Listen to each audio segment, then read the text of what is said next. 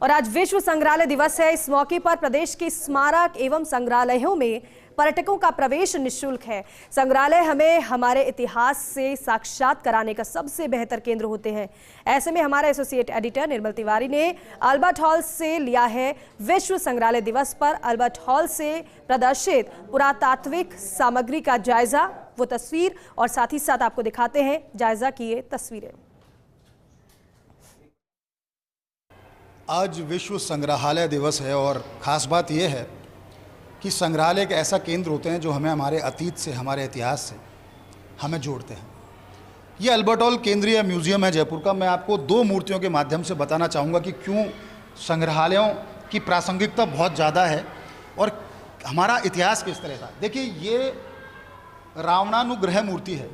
ये रावण है दशशीष और ऊपर भगवान शिव माँ पार्वती के साथ कैलाश पर्वत के ऊपर बैठे हुए हैं। ये प्रसंग है शिव पुराण की। अगर हम बात करें, तब जब शिव से मिलने रावण ने जाना चाहा और द्वारपालों ने रोक दिया, तो रावण ने कैलाश पर्वत को ही उठाने की कोशिश की और जिस तरह की मान्यताएं, भगवान शिव ने अपने दाएं पैर के अंगूठे से दबा दिया उसको और रावण का गर्व, जो उसका जो घमंड था, उसको चूर चूर कर दिया। उसके बाद रावण ने 1000 वर्ष तक भगवान शिव की तपस्या की और उन्हें प्रसन्न किया। दूसरी मूर्ति भी मैं आपको दिखाने की कोशिश करूंगा। ये दशावतार है नवग्रहों के साथ, चतुर्भुजी विष्णु बोलते हैं इसको। ये जो दौसा जिले के पास बांदीकुई है और बांदीकुई के पास जो 10वीं शताब्दी के दौर के जो आबानेरी है, जो आबानेरी से ये स्कल्पचर लाए गए थे। हालांकि मुगल आतताइयों ने कुछ भी नहीं छोड़ा, इनको सारी मूर्तियों को खंडित किया। अब इसको समझने की ज़रूरत है। भगवान विष्णु है और उनके तमाम अवतार, यहाँ हम बात करें मत्स्य अवतार की बात करें, कूर्म अवतार की बात करें, नरसिंह अवतार की बात करें, वामन अवतार की बात करें, बुद्ध अवतार की बात करें, राम, श्री कृष्ण और कल्कि अवतार की बात करें, तो तमाम उनको यहाँ प्रदर्शित किया गया। साथ ही नवग्रह भी यहाँ दिखाए गए हैं और ये तमाम जो नवग्रह हैं उनको यहाँ पर स्थापित करने के बाद से दिखाने की कोशिश की गई है कि किस तरह से भगवान विष्णु ने तब जन्म लिया जब पृथ्वी के ऊपर या मानव जाति के ऊपर या पूरी एक उसका कहते हैं ना कि सृष्टि के ऊपर जब संकट आया तो उन्होंने अवतार लेकर के उस संकट को टाला। तो ये हमारा समृद्ध इतिहास है। यहाँ चतुर्भुज विष्णु दिखाए गए हैं। ये भी 10वीं सदी के, वहीं ये सांभर से ये मूर्ति प्राप्त हुई है। सांभर में जब वहाँ एक्सकेवेशन का काम हुआ तो ये मूर्ति देखिए कितना सुव्यवस्थित तरीके से और कितना बारीक काम किया गया। भगवान विष्णु ऐसा लगता है जैसे सहज ही वो खुद ही बोल पड़ेंगे। इसी तरह ये वराह अवतार दिखाने की कोशिश की है। ये दौसा जिले में महवा जो जगह है, वहाँ से ये मूर्ति इसको यहाँ पर लिया गया। ये वराह अवतार में जब विष्णु थे, भगवान विष्णु, ये जब वामन अवतार में भगवान विष्णु जब थे, ये उस दौर की है। तो कहने का मतलब यह है कि तमाम तरह की ऐसी सामग्री प्रदर्शित की गई है इस संग्रहालय के अंदर जो हमें हमारे अतीत से, हमारे इतिहास से, हमारी समृद्ध सांस्कृतिक विरासत से जोड़ती है। तो निश्चित तौर पर कह सकते हैं कि विश्व संग्रहालय दिवस तो आप मनाइए। बहुत अच्छी बात भी है कि पुरातत्व विभाग ने इस दिन निःशुल्क किया है प्रवेश, ताकि लोग इस कम से कम निःशुल्क प्रवेश की वजह से यहाँ आएँ और अपने अतीत से साक्षात करें कि कितना समृद्ध अतीत रहा है। हमारी परंपरा, हमारे सामाजिक मूल्य, हमारी धार्मिक मान्यताएं कितनी समृद्ध रही हैं जो आज भी हमें जोड़ती हैं। परिवार नाम का संगठन अगर कहीं देखा जाता है, जो अटूट संगठन है, तो हिंदुस्तान में देखा जाता है। तो विश्व संग्रहालय दिवस पर अगर हम संग्रहालयों के प्रासंगिकता की बात करें तो बहुत ज़बरदस्त प्रासंगिकता है जो हमें हमारे इतिहास, हमारे अतीत से जोड़ती है। तो हमारा तो सभी से आग्रह है और ये कहना है कि आप आएँ, संग्रहालयों में देखें, अपने अतीत से साक्षात करें और जो सामाजिक मूल्य, जो विधाएँ, जो पीढ़ीगत जो हमें रीति रिवाज मिले हैं, उनमें कितने सशक्त हैं और कितने वैज्ञानिक कारणों से उनको तैयार किया गया था, उसको जानने की भी कोशिश करें। कैमरा पर्सन तीरथ के साथ Nirmal Tiwari, first India news, Jaipur. और विश्व संग्रहालय दिवस पर हवा महल और जंतर मंतर में विशेष कार्यक्रमों का आयोजन किया गया। पर्यटकों के निःशुल्क प्रवेश के चलते गर्मी के बावजूद काफी संख्या में पर्यटक स्मारक एवं संग्रहालय पहुंचे। हवा महल पर पर्यटकों के स्वागत के लिए विशेष लोक नृत्य संगीत कार्यक्रम आयोजित किए गए, तो जंतर मंतर पर खगोल यंत्रों की जानकारी के लिए व्याख्यान आयोजित किया गया।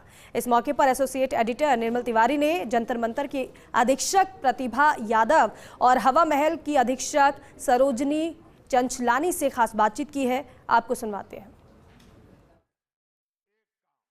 आज विश्व संग्रहालय दिवस है और हमें हमारे इतिहास से जुड़ने का जो सबसे अच्छा कोई केंद्र होता है तो संग्रहालय ही होता है। और आज जिस तरह से पुरातत्व विभाग ने तमाम संग्रहालय और स्मारकों पर पर्यटकों का प्रवेश निःशुल्क रखा है, निश्चित तौर पर उससे पर्यटक अपने इतिहास से कनेक्ट कर पा रहे हैं। हमारे साथ इस समय मौजूद है जंतर मंतर के अधीक्षक प्रतिभा यादव। प्रतिभा जी, बहुत बधाई, शुभकामनाएं जिस तरह से आप कार्यक्रम आयोजित कर रहे हैं। किस तरह से पूरे कार्यक्रम का जो वर्क फ्लो है, किस तरह से और क्या क्या इसमें चर्चाएं हो रही हैं?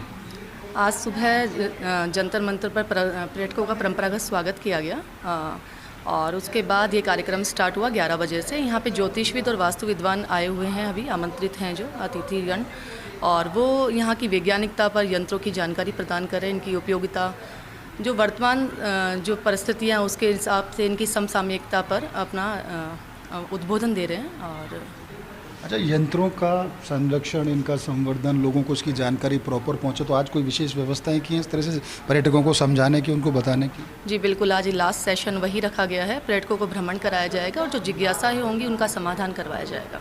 शाम को किस तरह से नाइट स्काई टूरिज्म की बात करें तो किस तरह से रहना है और क्या है उसका शेड्यूल रहना है?